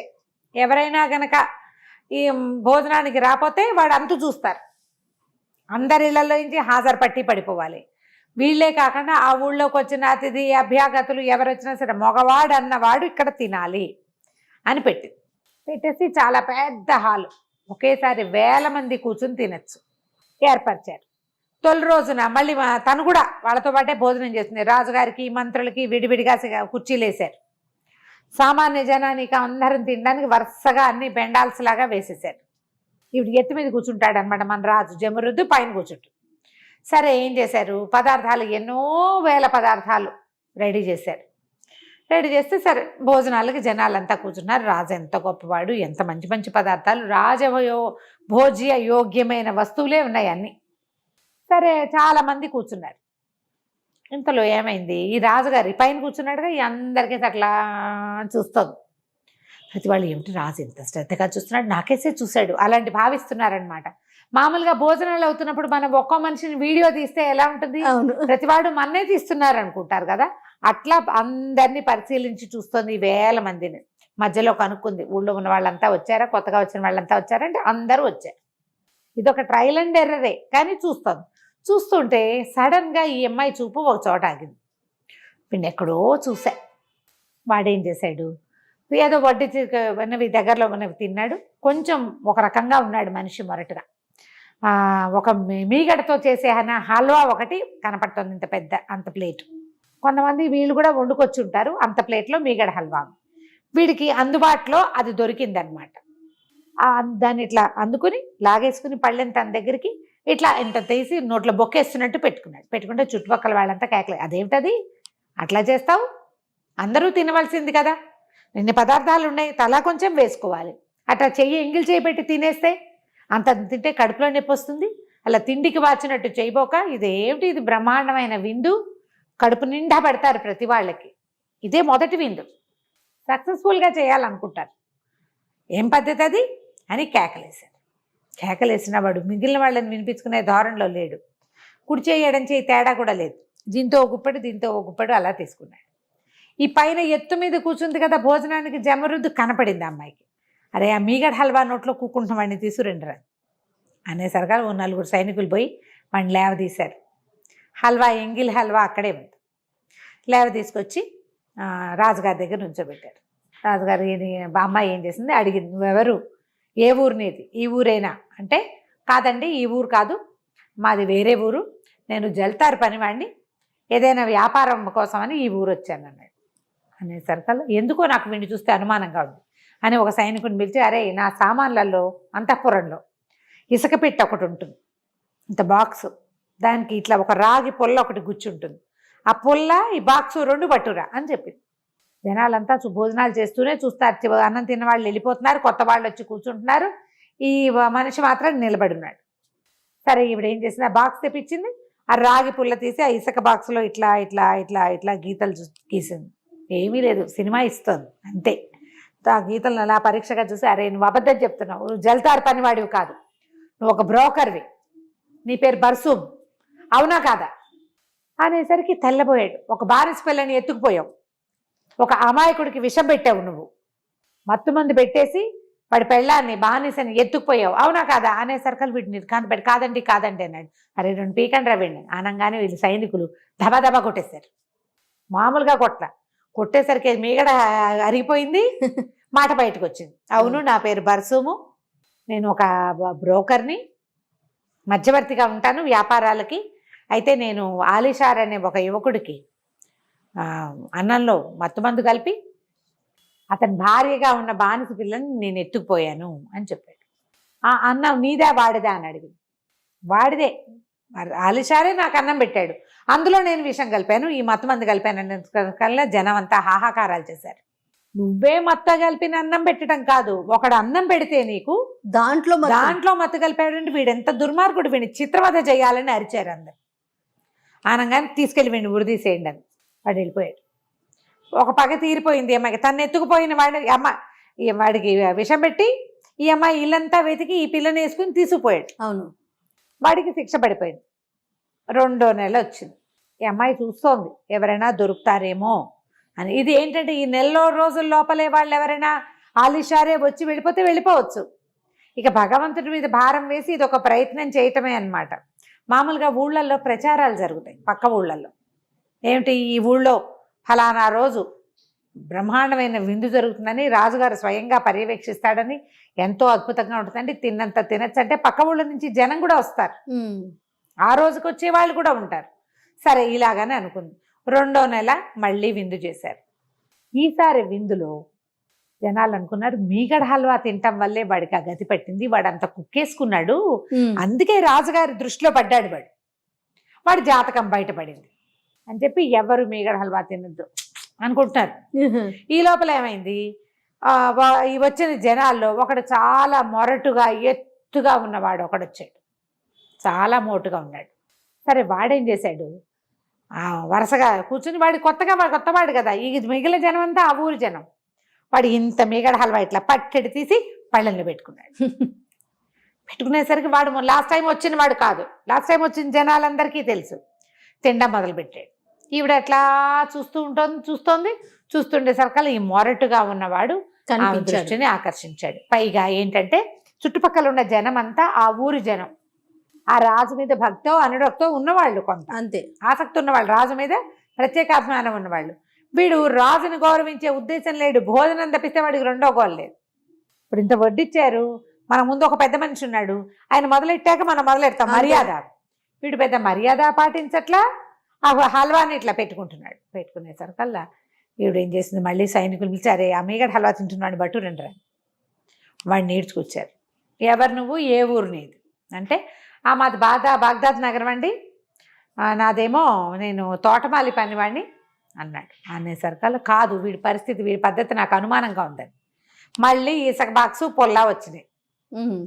ఈవిడ అందులో బాక్సులో గీసి, నువ్వు అబద్ధం చెప్తున్నావు, నువ్వు ఒక దొంగవి, ఓ అమ్మాయిని ఎత్తుకుని పారిపోయావు, ఆ అమ్మాయి నా భర్త కోసం వేచి ఉన్నానని చెప్పినా కూడా నువ్వు వినలేదు, అవునా కాదా, మీది ఖురాసాన్ నగరం, నీది బాగ్దాద్ నగరం కానే కాదని ఆనంగానే వీడు తెల్లపోయాడు. వీళ్ళకి తెలుసు సైనికులకి, వాడు నిజం ఒప్పుకోకపోతే వాడిని తన్నాలని ముందు చూశారు కదా, ఇద్దరుగా సైనికాధికారులు వాళ్ళు వచ్చి 4 చెంపకాయలు కొట్టేసరికి వాడు వలవల ఏడుస్తూ, అవునండి నేను దొంగనండి, చాలా దుర్మార్గుడిని, కానీ ఆ పిల్లని మేమేం చేయలేదండి, మేము 40 మంది ఉన్నాం, పంచుకుందాం అనుకున్నాం, మాకు పెళ్ళంగా ఉంటుంది అనుకున్నాం, కానీ ఆ పిల్ల పారిపోయిందండి పారిపోయింది, మేము అమ్మాయిని ఏం చేయలేదు అనేసరికి నువ్వు మొగుడు కాకుండా చేసావు కదా. నువ్వు భర్త కోసం వెయిట్ చేస్తున్న ఒక పిల్లని నువ్వు తీసుకుపోయావంటే నువ్వేమన్నా మనిషివి? ఆ పిల్ల నీకు తెలియదంటే తెలిసి నీకు అమ్మాయిని చెప్పింది, మా ఆయన కోసం చూస్తున్నాను అని అనగానే జనాలంతా హాహాకారాలు చేశారు. పెళ్లిగాని పిల్లని మీరు తీసుకుపోవచ్చు, పెళ్ళయిందైనా నీతో వస్తానంటే తీసుకుపోవచ్చు, మొగుడు వస్తాడని వేచి ఉన్న పిల్లని లేదు తీసుకుపోయాడు దుర్మార్గుడు, పైగా 40 మంది పెళ్లి చేసుకుందాం అనుకున్నారు అనేసరికి చంపేయండి చంపేయండి అని అందరూ కేకలు పెట్టారు. వీడిని కూడా తీసుకుపోయారు, చిత్రవధ చేయించారు. మళ్ళీ వచ్చింది విందు. ఈసారి విందులో జనాలు ఎవ్వరూ ఆ మేగడ హల్వా బాయి దగ్గరికి వెళ్ళాల. మనకెందుకు వచ్చింది అనుకున్నారు, మనకెందుకు ఈ గోళ అని చెప్పి ఎవ్వరూ ఆ పళ్ళెం చుట్టుపక్కల ప్లేట్ల దగ్గర కూడా ఎవరు కూర్చోటల్లా. ఆ పళ్ళెమో ఒకటి బౌల్లో ఉంది కదా, దాని ఎదురుకుండా ఉన్న ప్లేస్లో ఎవడైనా కూర్చుంటే అప్పుడు పక్క ప్లేసులో కూర్చుందామని చూస్తున్నారు. సరే ఏమైంది, ఈసారి ఒక ముసలాయన వచ్చాడు, ఇంత పొడుగాటి గడ్డం, ఈ ఊరువాడు కాదు, చకచకా నడుచుకుంటూ వచ్చి ఈ హల్వా ఉందా దాని ఎదురుగుండా ఉన్న ప్లేట్ దగ్గర కూర్చున్నాడు. కూర్చోగానే పక్క వాళ్ళు సర్దుకున్నారు, వీడికి మూడుతుందిలే, అయినా ముసలాడు వీడికేం మూడుతుంది అనుకుంటున్నారు. కాకపోతే ఈవిడ ఏమైంది, పైన కూర్చుంది. భోజనాలు చేసే వాళ్ళందరినీ మెల్లిగా చూస్తుంది, ఒక్కొక్కళ్ళని పట్టి చూస్తే రాజుగారు మన్నే చూశాడు అయ్యి బాబోయ్ అనుకుంటున్నారు. కానీ చాలా మందికి డౌట్గానే ఉంది, ఆ హల్వా ఎదురుగుండా కూర్చున్న వాడి కొంపమే మునగబోతోంది అని. చూడగా ఇవిడే ఆ హల్వా తింటున్నవాడు, హల్వా ప్లేటుకి ఎదురుగుండా ఉన్నవాడు, వాడిని పిలుచుకురండి. ప్రతి పాపిష్టివాడు పోయి దాని ఎదురుగుండానే కూర్చుంటున్నాడు. దేశంలో ఉన్న పనికి వాళ్ళ లుచాలందరూ వెళ్ళి దీని దగ్గరే కూర్చుంటున్నారు అని పిలుచుకొచ్చేసరికి నీ పేరేంటంటే నాకు పేరు లేదండి, నేను ఫకీర్ని, పేరు ఏనాడో వదిలేశాను. ఇంతకీ వాడు ఈ మతం వాడు కూడా కాదు, మోసం చేస్తారనమాట అట్లా అనేసరికల్లా రాజుగారు తోకతో తాచులాగా లేచింది. అబద్ధం చెప్తున్నావు నువ్వు, నీ మాట అసలు నిజమే కాదు, నువ్వు అసలు ఫకీర్వే కాదు, నీది అసలు మా జాతే కాదు అనేసరికల్లా కాదండి అంటే మిగిలిన వాళ్ళంతా అదేమిటి అంత బారెడు గడ్డ ఉంది, అంత అంగీ వేసుకున్నాడు, ముసలాడు, అబద్ధం చెప్తాడా అంత పెద్దవాడు అని ఆశ్చర్యపోతే రాజుగారు మళ్ళీ ఇసుక బాక్సు పొల్లా తెప్పించేసరికి అందులో గీతలు గీసి చూసి ఏం చెప్పిందంటే, అబద్ధం చెప్తున్నావు, నీ పేరు రసూల్, కానీ నువ్వు అది దొంగ పేరు, నీ పేరు అది కాదు, రసూల్ పేరుతోటి తిరుగుతావు నువ్వు ఫకీర్ని, నాకు పేరు లేదన్నాడు కదా, నీకు పేరుంది, నువ్వు ఒక బానిస పిల్లని కొనడానికి ప్రయత్నం చేసావా చేయలేదా? వీరికి దెబ్బలంటే భయం, ముసలివాడు కదా, సైనికులు చూస్తే జమాజట్టిలాగా ఉన్నారు, తంతారేమోనని భయపడి కొనడానికి ట్రై చేశానండి, నేను కొనలేదండి అన్నాడు. కానీ నువ్వు ఎవడితోటో ప్రయత్నం చేసి ఆ పిల్లని పట్టించి తెప్పించావా లేదా? కిడ్నాప్ చేయించాను. తర్వాత ఏం చేసావు అంటే, ఏం చేస్తానండి, ఆ పిల్ల కోసం చాలా ప్రయత్నం చేశామండి, మతం మార్చేసుకోవాలి, మా మతంలోకి పెట్టేసుకోవాలనుకున్నాం, మా దగ్గర 10 మంది ఆడపిల్లలు ఉన్నారు, ఈ పిల్లని 11వ దాన్ని చేద్దాం అనుకున్నాను, బాగా చావకొట్టి మంచం మీద పడేసామండి, చాప మీద పడుకుని ఉండేది, 3 రోజులు ఉంది, 4వ రోజున చిటికేసినట్టు మాయమైపోయింది, నేను దాన్ని ఏం చేయలేదు అనేసరిగా నువ్వు ముందు 10 మందిని మతం మార్చావు కదా, నువ్వు వేరే మతం వాడిపోయి మా మతం వేషం వేసుకుని తిరుగుతున్నావు కాబట్టి ఈ ముసలాన్ని చిత్రవధ చేయండి. జనాలు అనుకున్నారు అసలు మీగడ హల్వా చేయించద్దని చెప్పాలనుకున్నారు. ఈ అమ్మాయికి ద్రోహం చేసిన ముగ్గురిని, తన్ని ఎత్తుకుపోయిన వాడిని, ఎత్తుకుపోయేలాగా చేసిన వాడిని, అక్కడి నుంచి తన్ని తప్పించుకుని వేరే చోటికి తీసుకొచ్చేసిన వాడిని, ముగ్గురిని చూసేసింది. ఏడుస్తూ కూర్చుంది. 3 నెలల నుంచి చూస్తున్నా, ఇంత ప్రయత్నం చేస్తున్నా, లాలుషారు మాత్రం రావటం లేదు, అసలు ఉన్నాడో లేదో, నేను ఇలాగే ఈ రాజుగా బతకాలా ఎంతకాలం, వాళ్ళకి మగవాడు కావాలి రాజుగా. ఏడుస్తూ ఉంది. ఈ 3 భోజనాలు అప్పుడు సాయంత్రం ఏడుస్తూ కూర్చునేది అమ్మాయి అతన్ని గుర్తు చేసుకుని. వాడు చాలా కరుణామయుడు, వాడు దయామయుడు, వాడు ఎంతో బాగా చూసుకున్నాడు, ఎంతో ప్రేమగా ఉన్నాడు అని. 3 నెలలు గడిచాయి. 4వ నెల వచ్చింది. 4వ నెలలో ఏం జరిగిందో మనం వచ్చే భాగంలో చూద్దాం. తప్పకుండా అండి. నమస్తే రమగారు. నమస్తే రమగారు, మనము రాజైన బానిస పిల్ల ఏం చేసింది ఏమిటి? జమురుద్ ముగ్గురి కోసం 3 వారాలు 3 నెలలు గడిచిపోయినాయి. ఆ అమ్మాయి వచ్చి సంవత్సరం దాటిపోయింది. మన అసలు ఆలిషారు ఏమయ్యాడో చూద్దాం మొదట. ఓకే. ఆ రోజు రాత్రి ఏమైంది, జమురుద్ని ఎత్తుకుపోయిన రుస్తుం ఇంట్లో, అదే మన రసూల్ ఇంట్లో పడుకుని ఉంది అమ్మాయి. ఆ అమ్మాయిని తీసుకెళ్ళడానికి విజిల్ అయ్యి ఈలేస్తే వచ్చేస్తుందని చెప్పింది ముసలమ్మ. ఓకే. వీడేం చేశాడు, ఆ బిల్డింగ్కి ఎదురుగుండా ఉన్న ఇంటి అరుగు మీద పడుకున్నాడు. 3 రోజుల నుంచి నిద్ర లేదు, ఇన్ని వారం నుంచి వెతుక్కుంటున్నాడు. అవునవును. శుభ్రంగా పడి నిద్రపోయాడు. నిద్రపోయాడు. నిద్రపోయేసరికల్లా ఈ నిద్రపోయే వాళ్ళు ఏమిటి మంచి తలపాగా ఒకటి పెట్టుకున్నాడు. తానని తెలియకుండా ఉండటం కోసం పైన ఒక ఉత్తరీయం లాంటిది వేసుకుని తలపాగా పెట్టుకున్నాడు. ఈ ఎత్తుకుపోయిన వాడు వీడే అని జనం గుర్తుపట్టకుండా ఉండటం కోసం. కానీ వీడు నిద్రపోయేసరికల్లా ఆ దారైపోతున్న ముష్టి వాళ్ళు ఎవరో చల్లగా వీడి పైబట్టని వాడి నెత్తి మీద ఉన్న తలపాగాని పట్టుకుపోయారు. వీడు బట్టిగా అక్కడ అరుగు మీద పడుకుని ఉన్నాడు. మెలకు వచ్చి చూస్తే తెల్లారిపోయింది. ఇహ జమురుద్దు వచ్చేది విజిల్ వేసి వేసి నోరునే పెట్టింది కానీ ఎవరు రాలా. ఆ ఇంటి పనివాడు వచ్చి ఏంట్రా వాకిట్ల నుంచి విజిల్ చేసినామని తిట్టాడు. ఓకే. వీడు పరిగెత్తుకుంటూ ముసలమ్మ దగ్గరికి వెళ్ళాడు. ఏ ముసలమ్మ అయితే తను ఇక్కడికి పంపించిందో ఆవిడ దగ్గరికి. నేను నిద్రపోయానవా, ఏం జరిగిందో తెలియలేదంటే ఆవిడ వచ్చి ఈ ఇంట్లో పరిశీలించి చూసింది. మళ్ళీ అంతకుముందు సామాన్లు అమ్ముతూ వచ్చింది. చూస్తే ఆ అమ్మాయి లేదు. ఆ ఇంట్లో వాళ్ళంతా కంగాళీగా పోటాడుకుని తిట్టుకుంటున్నారు. ఎక్కడికో పోయింది పిల్లని. ఆ రసూల్ అన్నవాడు, ఆ బర్సూమ్ అన్నవాడు అన్న తమ్ముడు ఒకళ్ళొకళ్ళు వాళ్ళు ప్లాన్ చేసే కదా ఈ పిల్లని షిఫ్ట్ చేశారు. వాళ్ళంతా కొట్టుకుంటున్నారు. పిల్ల మాయమైపోయింది. వీళ్ళ ఇంట్లో ఉండవలసిన అమ్మాయి. ఓకే. వీడితోటి రాలా. ఓకే. ఎలా వెళ్ళిపోయిందో వాళ్ళకి అర్థం కాలే. దాంతో వీడు చాలా అంటే అమ్మాయి ఎవరి పాలైనా పడిపోయిందా, ఏదైనా చచ్చిపోయిందా, ఏమైపోయిందో తెలియక జబ్బున పడిపోయాడు. మనోవ్యధతోటి ఏడాది పాటు మంచంలో ఉండిపోయాడు వాడు. ఓహో. సరిగ్గా తినేవాడు కాదు. ముసలమ్మ బలవంతం చేస్తే ఏదో ఒక ముద్ద తినేవాడు. ఇల్లు వాకిలి ఉన్నాయి. ఈ అమ్మాయి కోసం తెచ్చిన బోల్డ్ అంతా సామాగ్రి కూడా ఉంది. అల్లికి సామాగ్రి తెచ్చాడు కదా. ఈ ముసలమ్మ ఏం చేసిన ఆ సామాన్ అంతా కొట్లలో ఇచ్చేసి డబ్బులు వెనక్కి తెచ్చింది. డబ్బులు మొత్తం పోయినాయి వీళ్ళ దగ్గర. ఈ సామాన్లు మాత్రం ఉన్నాయి. ఆ ఇంట్లో ఉన్న ఒక్కో వస్తువు అమ్ముతూ మెల్లిగా ఈ అబ్బాయిని మెయింటైన్ చేస్తూ వచ్చింది. వాడు ఒక ఏడాది పాటు అలాగే మంచం మీద పడి ఉండిపోయాడు. ఏ పని లేదు.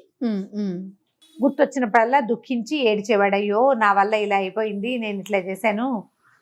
అనవసరంగా వాడెవడికో అన్నం పెట్టడం వల్ల కదా ఈ కష్టం అంతా వచ్చింది. అంతే. నిద్రపోవటం వల్ల రెండో కష్టం వచ్చింది. తిండి నిద్ర రెండిటి వల్ల నేను ఇలా అయిపోయింది. తిండి తినకుండా నిద్రపోకుండా ఉండేవాడు. అంత బాధపడుతూ ఉండేవాడు. అంత ప్రేమించాడు అమ్మాయిని. సరే ఈ ముసలమ్మ రోజు ఏదో సోదగా చెప్పేది, వరే నాయన ఇట్లా ఉండకూడదురా, అది కాదురా, ఇది కాదురా అని. ఏడాది గడిచేసరికల్లా ఆవిడకి భయం వేసింది, వీడు చచ్చిపోతాడని. ఒకరోజు అంది, ఒరే నాయన నువ్వు అర్థం చేసుకో, మన ఊళ్ళో ఇప్పటికీ బానిస పిల్లల అమ్మకాలు జరుగుతూనే ఉన్నాయి. ఎక్కడైనా ఒక ఆడపిల్ల దొరికితే దాన్ని వాడతారు. ఇక్కడ అమ్మకాలు ఉన్న ఊళ్ళు మనవి. గ్యారంటీగా ఈ పిల్ల ఎవడి చేతిలో ఉన్న పడితే ఎవడో ఒకడికి అమ్ముంటారా. పిల్ల అందమైన పిల్ల, చక్కగా పాడుతుంది, చక్కగా ఏకతారాలు వాయిస్తుంది, పనిచేస్తుంది. ఇన్ని గుడ్ క్వాలిటీస్ ఉన్న పిల్లని ఎవడైనా ఎందుకు చంపుతాడు? అంతే. పెళ్ళంగా కూడా ఉంచుకోరు, దాన్ని అమ్మేస్తారు, డబ్బు వస్తుంది దాని మీద. అలాగదే కదా అమ్మకానికై వచ్చింది ఆ పిల్ల. నీ దగ్గరికి ఎటా వచ్చింది? నువ్వు కొనడం వల్ల. అంతే అని ఆవిడ ఏం చేసిందంటే, ఎక్కడో ఒక చోట అమ్మకం అయ్యి ఉంటుంది, వెతుకుదుగానే. వెతకాలంటే నువ్వు ముందు బతికుండాలి కాదు, దానికి తినాలి, తాగాలి, పడుకోవాలిరా అని బాగా బోధించింది. అయితే వాడికి ఒకనాటి రాత్రి ఒక కల్లాగా వచ్చింది. ఆ అమ్మాయి ఏకతారా వాయిస్తూ అందంగా నవ్వుతుంది. బతికే ఉందన్న ఒక ఊహ వచ్చింది. తెల్లారేసరికి ఆ కళ వచ్చిన టైము అవన్నీ ముసల్దానికి చెప్పకుండా ఎవరో ఫకీరికి చెప్పాడు. ఇట్లా నా ప్రేయసి కనపడలేదు, కల్లో ఈ టైంలో కనిపించిందంటే ఆయన కొన్ని లెక్కలేసి అమ్మాయి బతికేంది, నీకోసం వేచి ఉందని చెప్పి. ఈ ఆశతోటి వాడు ఏం చేశాడు, ఈ ముసలమ్మ చెప్పిందిగా, ఆవిడని వెంబడి పెట్టుకుని ఆ స్నానశాలకి వెళ్ళి శుభ్రంగా మన్నలుగు పెట్టించుకుని తలంటి పోయించుకుని. ఆ కథల్లో స్నానశాలలు కనపడతాయి బాగా.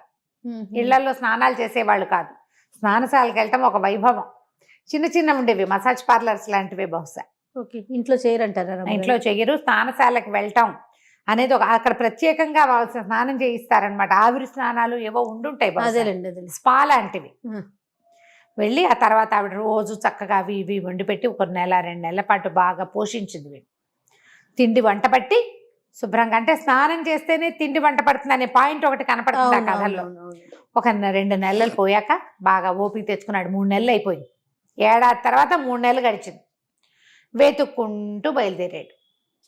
ఎవరినైనా అడిగేవాడిట, అందమైన అమ్మాయి కనపడిందా అని. ఏం కనపడుతుంది? మెల్లిగా తిరుగుతూ ఈ అమ్మాయి ఎక్కడైతే జమ్లా అనే ఊళ్ళో రాజుగా ఉందో ఆ ఊరికి చేరాడు. పోనీ అప్పటికో 4-10 రోజులు అయ్యాక ఎక్కడో సత్రంలో ఉన్నాడు.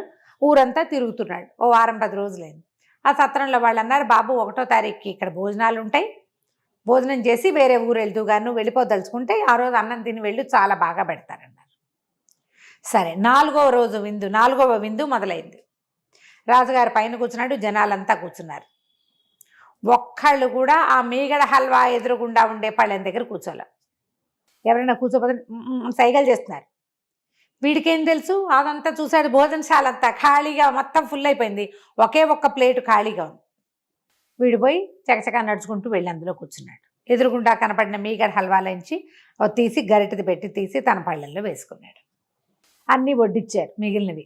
ఇవి ప్రత్యేకమైన పదార్థాలు అన్నమాట, కావాల్సిన వాళ్ళు తింటారు. తీపిష్టం లేని వాడు తిండ కదా.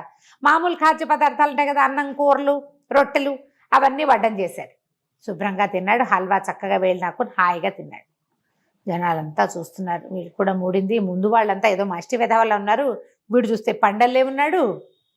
వీడికేం పోయే కాలం రాబోతోందో, వీడేం పాపిష్టివాడో, మనిషిని చూస్తే బాగున్నాడు, వీడికి మూడింది ఇలాగ అనుకుంటున్నారు. కాకపోతే ఒక తేడా ఉంది. మిగిలిన వాళ్ళంతా సగం తిండిలోనే లేవదీయబడ్డారు. వీడు మొత్తం తినేసాడు, కూర్చుని తింటున్నాడు తాపీగా. ఆమె చూసిందా? ఆవిడ ఎదురుగుండా కూర్చుంది. మొత్తం అవన్నీ చూస్తూ వీడి మీద ఆవిడ దృష్టి ఆగిపోయింది. వాడు అప్పుడే హల్వా తీసుకుని తింటున్నాడు. దాన్ని గుర్తుపట్టేసింది. కానీ వాడిని భోజనం చేయనివ్వాలని ఎక్సైట్మెంట్ వచ్చేస్తుంది, ఆవిడకు దుఃఖం వచ్చేస్తుంది లోపల నుంచి. నోరు మూసు కూర్చుంది, కామ్గా తలంచుకుని తింటా మొదలుపెట్టింది. జనాలంతా రాజుగారికేసి వీడికేసి చూస్తున్నారు, ఏదో చేయబోతున్నారు అని. పూర్తిగా అన్నం తినొచ్చింది. వీళ్ళేమనుకున్నారు, ఓ పర్వాలా, వీడు మిగిలిన వాళ్ళంతా సగంలో లేవదీయించారు, వీడు ఇక్కడ దాకా వచ్చాడు, పూర్తిగా అన్నం తిన్నాడు, ఏదైనా మంచి జరుగుతుందేమో, పిల్లాడు బాగున్నాడు చక్కగా, వీడికి చెడు జరగకూడదని మిగిలిన వాళ్ళంతా కోరుకుంటున్నారు. భోజనాలు అయిపోయాక 2 సైనికులను పిలిచి ఆయన్ని రిక్వెస్ట్ చేసి, ఒకవేళ ఆయనకు ఇష్టమైతే రాజుగారి దగ్గరికి రమ్మని చెప్పండి రాదు. వాళ్ళకి ఆశ్చర్యంగా ఉంది. వాళ్ళందరినీ ఈడ్చుకురండి అంది. ఇక్కడికి వచ్చరికి డైలాగ్ మారిపోయింది. సరే ఏమండి, మా బాబు ఏ ఊరు మీది, రాజుగారు చూడాలనుకుంటున్నారు, మీకు వీలుగా ఉంటే రమ్మన్నారు. ఆ ఊరు రాజు పెట్టిన అన్నం తిని రానని ఎందుకంటాడు, గుండె చెరువాడు. అదే కదా. సరే బయలుదేరాడు. ఈ వరసలన్నీ దాటుకుంటూ రాజుగారు ఎదురుగుండా నుంచుంటే ఈవిడికి పుక్కిలింతలుగా సంతోషం వచ్చేస్తుంది, నవ్వొచ్చేస్తుంది, ఏడుపు వచ్చేస్తుంది. ఏ ఊరు మీది అన్నాడు. అనేసరికల్లా ఖురాసాన్ నగరం అండి, నా పేరు ఆలీషారు, మా నాన్న చాలా పెద్ద వ్యాపారస్తుడు, వ్యాపారంలో నష్టపోయారు, నేను సరిగ్గా చేయలేదు, ఎట్లాగో ఒక పిల్లని బానిసగా కొనుక్కున్నాను. డబ్బులు నావి కాదండి, పాపం అమ్మాయివే, అమ్మాయి డబ్బులతోటే అమ్మాయిని కొనుక్కున్నాను, ప్రాణాధికంగా ప్రేమించాను. ఏడాది మీద 3 నెలలు అయింది, ఆమె తప్పిపోయింది నా దగ్గర నుంచి. ఆమె కోసం వెతుకుతూ ఈ నగరానికి వచ్చానండి అని బేరమనేసి ఇరుచుకు పడిపోయాడు. జనాలంతా హాహాకారాలు చేశారు, అయ్యో అయ్యో ఏమిటి ఇలా అయిపోతుంది అని. సరే అక్కడి నుంచి నీళ్లు చల్లండి, పన్నీరు చల్లండి అంటే రోజు వాటర్ తెచ్చి మొహం మీద చల్లి లేవదీశారు, మొహం తుడిచారు. వాడు ఏడ్చేస్తున్నాడు బలబల. ఇంతకాలం ఎందుకు చేసావు, వెంటనే వెతకలేదా? చచ్చిపోయింది అనుకున్నా, జబ్బు పడిపోయాను, సంవత్సరం పాటు మంచంలోనే ఉన్నాను, 3 నెలల నుంచే కొంచెం కోలుకుని ఆమెను ఒక్కో ఊట్లోనూ వెతుక్కుంటూ వస్తున్నాను. ఈ నగరాన్ని చేరాను, ఇక్కడ ఎక్కడా కనపడలేదు, ఇంకో నగరానికి వెళ్ళి వెతుక్కోవాలి అంటే ఈవిడ చాలా దుఃఖం దాచుకుంది పాపం. దాచుకుని వీళ్ళందరూ మిగిలిన వాళ్ళంతా ఏమనుకుంటున్నారంటే, ఎవరిని ఇప్పుడు రాజు ఇంత మాట్లాడి ఇసుక బాక్సు పొల్లా తెప్పించలేదంటే వీడికి ప్రధానమంత్రి పదవో, ఏదైనా సైన్యాధిపతి పదవో, నగరాధిపతివో ఏదో ఇవ్వబోతున్నాడు రాజు అనుకున్నారు. అయితే ఏమంది ఈవిడే, అరే ఈయన్ని తీసుకెళ్ళి స్నానశాలకు తీసుకెళ్ళి శుభ్రంగా స్నానం చేయించి మంచి బట్టలు కట్టించి రాజాంతపురానికి తీసుకురండి, ఈయనతో మాట్లాడే పని ఉంది, ఈయన చెప్పినవన్నీ నిజం అని ప్రకటించింది. జనాలంతా సంతోషించారు. పోనీలే, మొహం చూసి మోసపోయినట్టు కాకుండా వీడు కొంచెం శుభ్రంగా చూడడానికి బాగున్నాడు, వాడు చెప్పిన కథ కూడా వాడికి బాగుంది, వాడు భగ్న ప్రేమికుడు లాగానే కనపడుతున్నాడు బిక్కమొహం వేసుకుని. పైగా అమ్మాయి పేరు తెలుసుకోగానే డామని విరుచుకుపడిపోయాడు, కళ్ళు తిరిగిపోయేవాడు, స్పృహ తప్పిపోయాడు.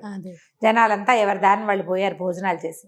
అక్కడి నుంచి సాయంకాలం ఈయన సత్రంలో దిగాడు కదా ఒక చోట, అక్కడి నుంచి అతను సామాన్లు తీయించారు సైనికులు, ఈయన స్నానశాలకు తీసుకెళ్లారు. అదొక మర్యాద అనమాట. స్నానం చేయించారు, మంచి రాజోచితమైన బట్టలు కట్టించారు, అంతఃపురంలోకి తీసుకెళ్తే సరే భోజనం వడ్డిచ్చారు. పొద్దున భోజనం చేశారు కదా, చీకటి పడ్డాక మళ్ళీ పెడతారుగా భోజనం. సరే భోజనం, రాజుగారు కూడా పక్కనే కూర్చున్నాడు. రాజుగారికి వడ్డించిన లాంటి పళ్ళెమే పెట్టారు, అన్ని పదార్థాలు పెట్టారు, భోజనం బాగుందా, అంతా కులాసాగా ఉందా, అంతా ఇదిగా ఉందా అదిగా ఉందా అని అడుగుతుంది. అన్నీ బాగున్నాయని చెప్తున్నాడు. మరి ఇప్పుడు ఏం చేస్తావు, బానిస పిల్లలు దొరికితే ఏం చేస్తానండి, జీవితాంతం ప్రేమిస్తాను. ఆ అమ్మాయి ఇచ్చకి నా జీవితం మారిపోయింది, నాతో అంత ప్రేమగా ఉన్న వాళ్ళే లేరు అని కళ్ళ నీళ్ళు తుడుచుకున్నాడు. సరే భోజనం అయింది, భోజన పాత్రలన్నీ తీశారు. తీసేసిన తర్వాత అంతపంలోకి పడుకుందరు కానీ రండి అని తనతో పాటు తీసుకెళ్ళింది. ఒక హంసతూలిక తల్పం లాంటిది ఒక తల్పం ఉంది, ఆ తల్పం మీద కూర్చోబెట్టింది. ఆ పక్కన కూర్చొని మీరు ఏం బిజినెస్ చేసేవాళ్ళు, మీకు ఎలాంటి బిజినెస్ అంటే, మరండి నాతో పాటు ఉన్న జమరుద్దు ఎంత బాగానో అల్లుతుంది పరదాలు, ఎంత బాగా అల్లుతుందని మళ్ళీ కళ్ళ నీళ్ళు పెట్టుకున్నాడు. పెట్టుకునేసరికల్లా అమ్మాయికి నవ్వొచ్చింది, అన్నిటికీ ఏడుస్తున్నాడు వాడని. పక్కపక్క నవ్వి, ఇంకా నీ బానిసని గుర్తించలేదా ఆలీషాన్ నువ్వు అని అడిగింది. అడిగేసరికల్లా అప్పటిదాకా బేస్ వాయిస్లో మాట్లాడుతున్న రాజు గొంతు సడన్గా ఆడపిల్ల గొంతులాగా మారిపోవటం, ఆ గొంతు తనకు తెలిసిన గొంతు అవడంతో వీడు నిర్ఘాంతపోయి తలెత్తి చూశాడు. ఆ దీపాల వెలుగులో రాజుగారి మొహం స్పష్టంగా కనపడింది. అంతకుముందు బట్టలు ఎలా ఉండేవి, ఓ టోపీ, ఒక ఇలా జులపాలుగా జుట్టు, మొహం స్పష్టంగా కనపడలా. భోజనాల దగ్గర కూడా ఈవిడ ఇలాగే ఉంది, సింపుల్ అలంకారంతో, నెత్తి మీద టోపీలు గీపీలేలు. రాజుగారి మొహాలకి ఇలాగేం చూస్తామని ఆయన చూడలేదు. అదే ఇప్పుడు చూసేసరికల్లా వాడికి సరిగ్గా జమరుదు మొహమే, బట్టలు మాత్రం మగ బట్టలు ఉన్నాయి అంతే, మగవాళ్ళు వేసుకునే దుస్తులు అవి. వాడు జమరుద్ అంటూ మళ్ళీ స్పృహ తప్పిపోయాడు. అది మొహం మీద నీళ్ళు చల్లి, ఇంకా ఎన్నిసార్లు స్పృహ తప్పి పడిపోతావు, ఇలా పెళ్ళాన్ని గుర్తించని వాడు ఎవడైనా ఉంటాడా లోకంలో, ఏ వేషం వేసుకున్నా గుర్తించాలి, ఒట్టి ప్రేమ ఉంటే సరిపోతుందా, బుర్ర ఉండద్దా అని అడిగింది. అడిగేసరికల్లా అప్పుడు వాడు గుర్తుపట్టాడు, ఇలా వచ్చావు ఏంటంటే ఈ జరిగిన కథ అంతా చెప్పింది. ఇలా జరిగింది, సంవత్సరం 4 నెలల నుంచి ఇందులోనే ఉన్నాను, నేను ఇక్కడే ఉండిపోయాను, వాళ్ళు ఇట్లా చేశారు, ఓ దొంగ ఎత్తుపోయాడు, కథ అంతా చెప్పుకుంది. రాత్రి సంతోషంగా గడిపారు. మర్నాడు పొద్దునే రాజు వేషంలోనే ఈవిడందరినీ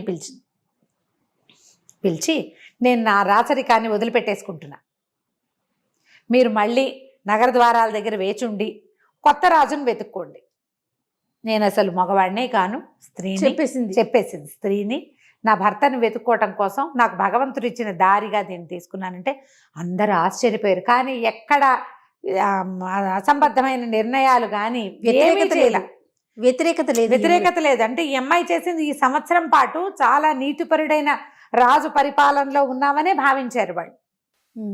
నిన్న మీరందరూ చూసిన భోజనశాలలో చూసిన ఆలిషానే నా భర్త, నన్ను ఒక బానిస పిల్లని నాకు భగవంతుడి అవకాశం ఇచ్చాడంటే వాళ్ళంతా చాలా చప్పట్లు కొట్టారు. బానిస అయితే ఏమిటి, అమ్మాయి ఎంత అద్భుతమైన పని చేసింది, చాలా సంతోషించి ఇంకో రాజును వెతుకుంటామని ఆవిడకి మాటిచ్చి చక్కగా మొత్తం ప్రజలందరూ తలా ఒక గిఫ్ట్ ఇచ్చారట రాజుకి. ఇవి రాజరికం నుంచి ఈవిడికి వాళ్ళని వెళ్ళలేని రత్నాలు, వజ్రాలు, బంగారం, డబ్బు, బట్టలు, ఆహార పదార్థాలు రెడీ చేసి కొన్ని ఒంటెల్ని కూడా కానుగ్గా ఇచ్చి భార్యాభర్తలు ఇద్దరిని ఖురాసాన్ నగరానికి పంపించేశారు. మర్నాడు వాళ్ళు ఇంకో రాజును వెతుకున్నారు. వీళ్ళిద్దరూ తమ ఊరికి వచ్చేసి ఆ అమ్మాయికి అల్లిక పని వచ్చు కదా, కొంతమంది పని వాళ్ళని పెట్టుకుని ఈ డబ్బుతోటి చక్కగా వ్యాపారం పెట్టుకుని చాలా పెద్ద వ్యాపార సామ్రాజ్యాన్ని విస్తరించుకున్నారు. హాయిగా కలుసున్నారు, ఎంతో కాలం పాటు సుఖంగా ఉన్నారు. బోళ్ళంత మంది పిల్లల్ని కూడా కన్నారు. కథ కంచికి మనం ఇంటికి. నమస్తే రమగారు. నమస్తే చెల్లి.